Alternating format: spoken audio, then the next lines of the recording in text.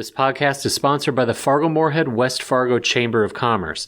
The Chamber is a catalyst for growth and prosperity and is here to protect and promote business, inspire innovation, cultivate communities, and influence action. Learn more at fmwfchamber.com.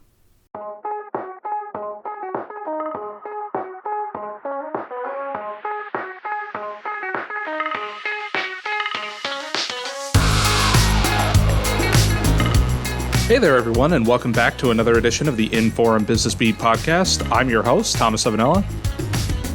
We'll get you caught up on all the news from the past week, plus we'll spotlight a recent story on booming female entrepreneurship in Fergus Falls, Minnesota. Let's get things started. Several public officials gathered in Moorhead last week to celebrate the $9.62 million Good Jobs Challenge grant. The Chamber Foundation was awarded the grant earlier in August by the federal government. The grant will be used to train workers for jobs in the region's precision agriculture, high-tech manufacturing, cybersecurity, and IT industries. North Dakota Governor Doug Burgum said the grant will help put a dent in the state's number one issue, which is workforce development. Minnesota Senator Tina Smith said it was essential for the state to continue creating opportunities for people to enter the workforce. The Moe's Southwest Grill in South Fargo is now permanently closed. A company spokesperson confirmed the permanent closure to the forum Tuesday, August 24th. In June, the location was said to only be temporarily closed, though now it will not reopen. Well, it's a new week in Fargo, and that means we have more car wash news for you. Yes, another Silver Star car wash is in development for the former Country Greenery location at 2901 13th Avenue South. Silver Star Operations Manager Andrea Vitos anticipates the new location will be the brand's fourth in Fargo. 2 others are under construction as well.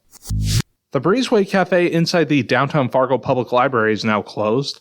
The closure brought to an end roughly a decade in business for the cafe. It had previously been a go-to option for coffee, tea, snacks, sandwiches, salads, and desserts for library visitors and downtown employees. A Fargo woman has found success turning her lifelong love of sewing into a growing small business. Kathy Botnin is the mind behind It's in the Bag. From her South Fargo home, she sews colorful bags ranging from $20 for her reversible canvas tote to $50 for her everyday tote. The sewing machine has hardly stopped for Botnin since she launched the business. Last year alone, she sold 150 of the handmade bags, and business has stayed steady online and at in-person events ever since. Drumcomrath Brewing Company will be closing its downtown Fargo taproom and brewing operation in the near future. According to owner Sam Core, DCR's 6-state liquor store distribution could no longer make up for the taproom's underperformance. The taps will be turning off for good Friday, September 30th, while Core mulls the business's next move. DCR opened downtown in 2019, shortly before the COVID-19 pandemic began. Hi, everybody. I'm Chad Kuhl, host of the Northland Outdoors podcast. Hey, here in the Northland, we love our time outside. And on the Northland Outdoors podcast, we're going to talk about all of it. Not just fishing, not just hunting, but mountain biking, camping, rock climbing, bird watching, you name it. We're going to have it on the Northland Outdoors podcast. New episodes every 2 weeks on Spotify, Apple Podcasts, wherever you get your podcasts. So look for it and join us on the Northland Outdoors podcast.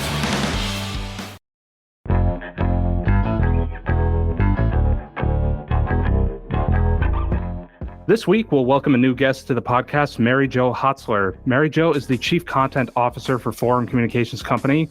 She recently grabbed her press badge and went out to report on a story about female entrepreneurship in Fergus Falls, Minnesota. Mary Jo, thanks for joining us today. Thank you for having me.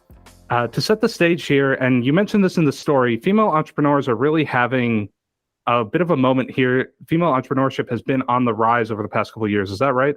Yes, that is right. And in fact, entrepreneurship in general has been booming really since the start of the pandemic, as people have sought out new job opportunities, maybe decided to try something new.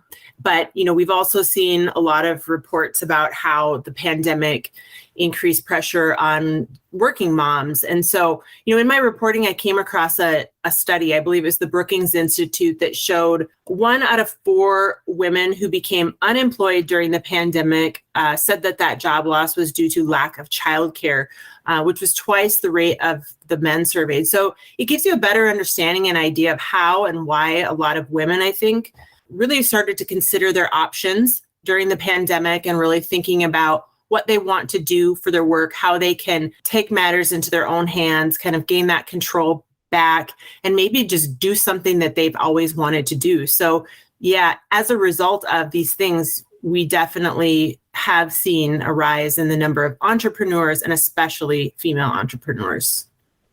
And now tell me about what's going on in Fergus Falls then. What initiatives are underway there and what even brought all of this on in the first place?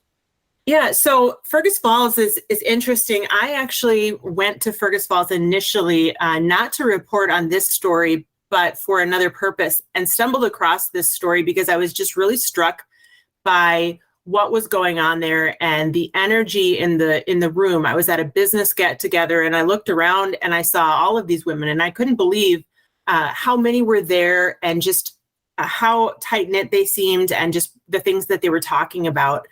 And that was at an entrepreneur mastermind event in the spring. And that's one of the things that the Greater Fergus Falls organization has launched. This organization started targeting business growth and really entrepreneurs at the start of 2020.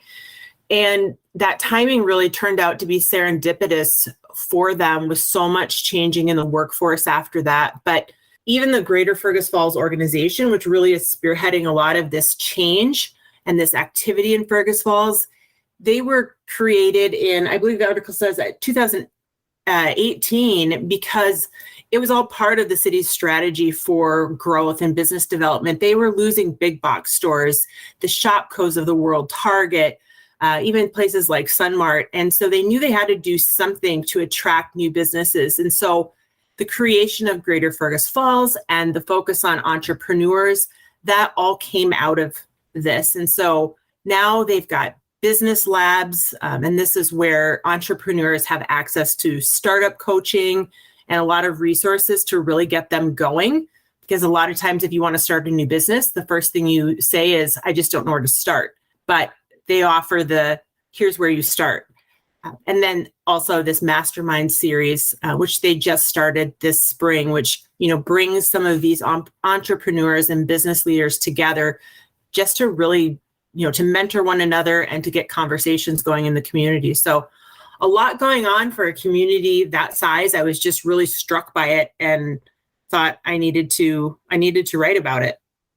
And who are some of the faces that are behind all of this? It's really seems like it's a really big growing female business community.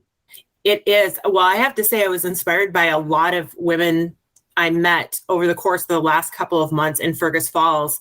A couple of them, I guess I need to mention, first off, is a woman named Stephanie Hoff. So she was the first speaker in the Mastermind series. She was who I initially went to see. She is a communications director with Ottertail Power. She's starting her own consulting business, and she really is the one who opened my eyes to what was going on in Fergus Falls and made a lot of those introductions. And one of those people was Nataya Bauman, who is in the article. And I mean, wow, is she impressive.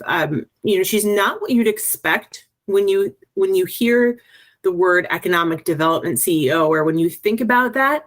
She isn't what you'd expect. She is smart and she's well-spoken, a little bit edgy, which makes her kind of cool, but just extremely passionate about Fergus Falls, about downtown development, and just really making things happen. And so, but there's a diverse group of people, everything from, really small business owners, food truck owners, to people starting, business and workforce consulting firms. You see really everything there. And they all seem to really support one another, which is great.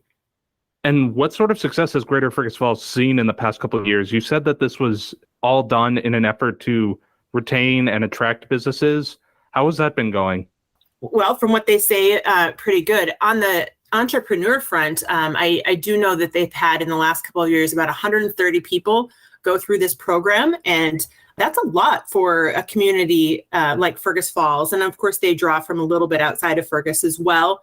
But I also understand that through this time, they've had some existing, at least 3 business expansions and 1 new chain come to town. So I think they feel like they are really have some momentum going right now.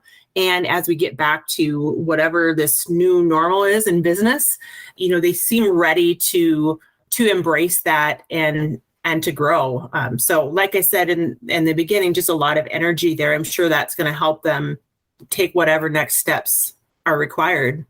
And what do you think Fergus Falls is doing so well then when it comes to drawing in new entrepreneurs and particularly females? I think that this is a classic case of leadership by example. Greater Fergus Falls, there are 2 employees and both are women.